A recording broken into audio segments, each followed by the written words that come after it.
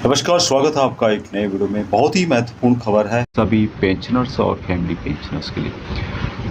वीर बहादुर सिंह जी जो कि national coordinator है वॉइस ऑफ एक्सेस सोसाइटी के, और साथ में है यूनाइटेड फ्रंट ऑफ एक्सेसमैन के जो चेयरमैन हैं, उनके द्वारा एक बहुत ही महत्वपूर्ण बात इस लेटर में कही गई है। इसको इस तरह से समझते हैं कि कोई भी पेंशनर्स यदि रिटायर आता है और उसकी मृत्यु हो जाती है तो उसकी फैमिली को 7 साल तक, रिटायर आने के 7 साल तक इन्हेंस रेट पर पेंशन मिलती है। दोस्तों, इन्हेंस रेट वही रेट होता है जो कि पेंशनर्स को पेंशन मिल रही थी उसका 100%, यानी कि जितनी पेंशन पेंशनर्स को मिल रही थी और उसकी मृत्यु के बाद उसकी फैमिली को वही पेंशन मिलती रहेगी। लेकिन पेंशनर्स जल्दी रिटायर आ जाते हैं, पूर्व सैनिक जल्दी रिटायर आ जाते हैं, तो उनकी फैमिलीज़ को यहाँ पर दिक्कत का सामना करना पड़ता है। तो इसी बात को ध्यान में रखते हुए उन्होंने कहा है कि जो पेंशनर्स हैं, भूतपूर्व सैनिक हैं, उनको अप टू 67 ईयर तक, अप टू 67 बात कही गई यहाँ पे, अप टू 67 ईयर तक उनको इन्हेंस रेट पर पेंशन मिलनी चाहिए। दोस्तों, जैसे कि सिविल में मिलता है, जो सिविल स्टाफ है, सिविल सेवा में जो नौकरी करते हैं, उनको ध्यान में रखकर जो नियम बनाया गया है वही फ़ौज पे लागू किया गया है। लेकिन फ़ौज में क्या है कि जल्दी रिटायर आ जाते हैं, उसके कारण उन्हें बहुत समस्याओं का सामना करना पड़ता है। तो जानते हैं इस छोटे सी वीडियो के माध्यम से कि क्या बात है, क्या डिटेल्स है इस वीडियो के माध्यम से। ये जो लेटर है 13/6/2023 को वॉइस ऑफ एक्सेस सोसाइटी के द्वारा लिखा गया है, और ये जो लेटर है जिसमें कि माननीय रक्षा मंत्री, सेक्रेटरी पूर्व सैनिक कल्याण विभाग और सचिव केंद्रीय सैनिक बोर्ड के को लिखा गया है। यहाँ पर विषय है सबसे पहले कि एजुकेशन ग्रांट में साधारण फैमिली पेंशन पाने वालों वीर नारियों को वरीयता दी जाए, और इन्हेंस रेट फैमिली पेंशन के लिए पूर्व सैनिकों की मृत्यु के पश्चात 7 साल तक देने की शर्त को समाप्त करके 67 साल की उम्र तक की शर्त को रखा जाए। यहाँ पे बताया गया है, कुछ उदाहरण दिए गए हैं। महोदया, 11/6/2023 को जनपद इटावा उत्तर प्रदेश में पूर्व सैनिकों के सम्मेलन में मुख्य अतिथि के रूप में मैंने भाग लिया, जहां साधारण फैमिली पेंशन पाने वाले 1821 लाइट रेजिमेंट आर्टिलरी के नायक स्वर्गीय शीश नारायण तिवारी की पत्नी रीता तिवारी ने मीटिंग के बाद अपनी समस्या बताई। नायक शीश नारायण तिवारी वर्ष 2012 में सेना से रिटायर हुए और वर्ष 2013 में उनकी मृत्यु बीमारी के कारण हो गई।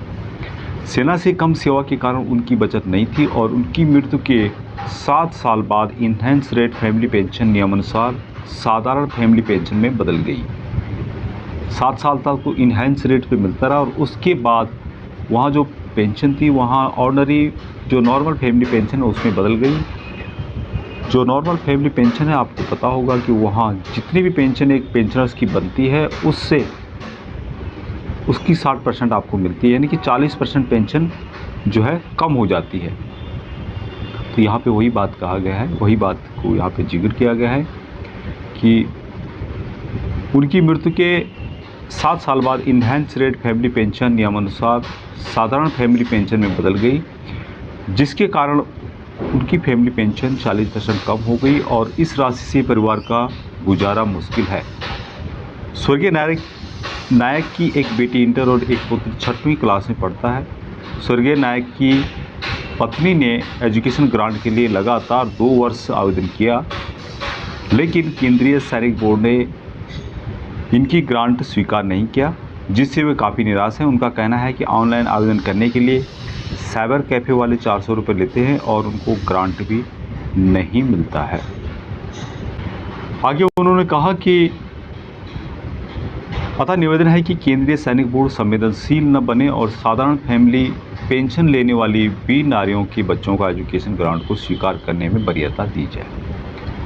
वॉइस ऑफ एक्सेस सोसाइटी ने अपने प्रत्येक ज्ञापन 1/1/2016 से लेकर के 12 मार्च 2023 तक का ज्ञापन में सरकार से आग्रह किया है कि सैनिकों के लिए इन्हेंस रेट फैमिली पेंशन के लिए मृत्यु के पश्चात 7 साल तक ही देने की शर्त को समाप्त कर केवल 67 साल की उम्र तक की जो शर्त है उसको रखा, क्योंकि इन्हेंस रेट का नियम सिविल सेवा वालों को ध्यान में रखकर बनाया गया है, जो 60 साल तक सेवा करते हैं और सेवा मुक्ति के पश्चात मृत्यु होने पर उनकी पत्नी को 67 साल यानी 67 साल उम्र तक जो है इन्हेंस रेट फैमिली पेंशन मिलता है।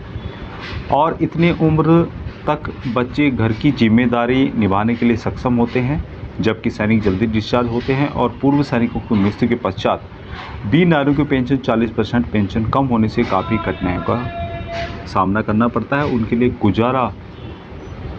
ज़िंदगी गुजारना उनके लिए मुश्किल हो जाता है, क्योंकि रिटायर जल्दी आ जाते हैं। बच्चे पढ़ाई लिखाई के लायक रहते हैं, किसी के बच्चे शादी के लायक रहते हैं, कोई कोर्स करना है, कोई डिग्री करनी है, तो उनको यहाँ पर काफ़ी समस्याओं का सामना करना पड़ता है। पेंशन भी काफ़ी कम हो जाती है। जैसे मैंने पहले बताया था, यह letter Veer Bahadur Singh national coordinator voice of access society and chairman united front of access man उनके द्वारा लिखा गया है।